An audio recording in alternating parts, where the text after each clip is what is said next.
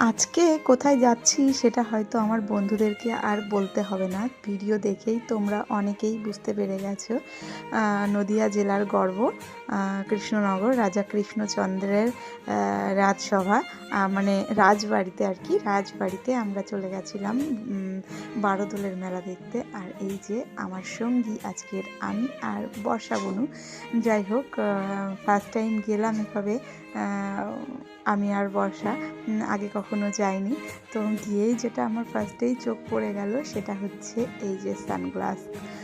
খুবই পছন্দ হয়েছিল সানগ্লাসটা আমার, আর আমি নিয়ে নিয়েছিলাম একটা সুন্দর দেখতে সানগ্লাস।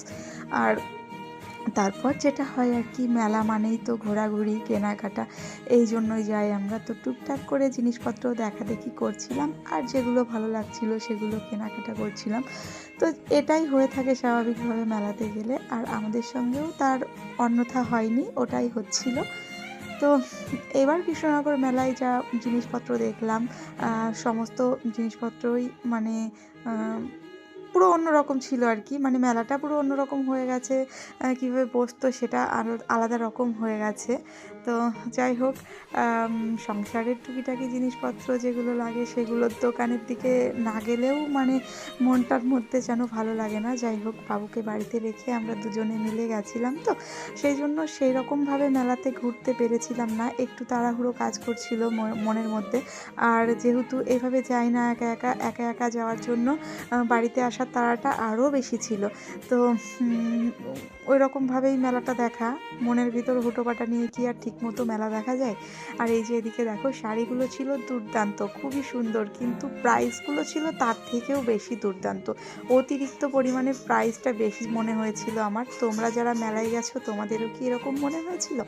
আর দেখো, তারপর গেছিলাম একটা মানে সোফা বলতে মেলায় যে ফার্নিচারের দোকানটা বসে ওখানে। তো সোফাগুলো জাস্ট অসাধারণ লেগেছিল আমার, ভালোভাবে দেখতে পারিনি আমি। পরের দিন যদি আবার যেতে পারি, সুযোগ হয়, তাহলে দেখবো। আর ওদিকে তো দেখলে গেলাম অঞ্জলি জুয়েলার্স। আর এদিকে দেখো, বাড়ি চলে আসবো সেই টাইমে অতিরিক্ত পরিমাণে ঝড় বৃষ্টি, যে কারণে আমরা একটা তাঁবুর নিচে আশ্রয় নিয়েছিলাম। দীর্ঘ 1 ঘন্টা প্রায় দাঁড়িয়ে আছি এই তাঁবুর নিচে। ওদিকে হুটোপাটা করে মেলা দেখলাম, বাড়িতে চলে আসবো তাড়াতাড়ি, যেহেতু বাবুকে রেখে গেছিলাম। আর তারপর 1টা ঘন্টা আমাদেরকে ওখানে দাঁড়িয়ে দাঁড়িয়ে কাটাতে হলো। আর তারপর দেখো, জলে পুরো কৃষ্ণনগর বারোদোলের মেলা ভেসে গেছে। আর এই বৃষ্টির মধ্যে ওয়েট আর কতক্ষণ করব, তাই আমরা ভিজতে ভিজতেই বাড়িতে চলে গেলাম। কেমন লেগেছে?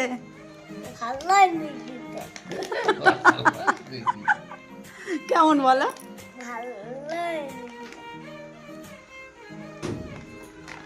বাড়িতে আসার পর তো দেখছি বাবুকে খাওয়াচ্ছিল আমার বাবা তখন। আর ও তো খেলনাটা পেয়ে দেখলে কতটা খুশি হয়েছিল, এটাই নিয়ে এসেছিলাম মেলা থেকে ওর জন্য। আর কি কি কেনাকাটা করেছি সেগুলো তোমাদেরকে নেক্সট ভিডিওতে শেয়ার করব। আর এই যে দেখো, আমাদের অবস্থা, দুজনে আমরা পুরো ভিজে স্নান হয়ে গেছিলাম। যাই হোক, এই পর্যন্তই থাকছে ভিডিওটি। কেমন লাগলো তোমাদের অবশ্যই জানিও। আজকের মতো টাটা।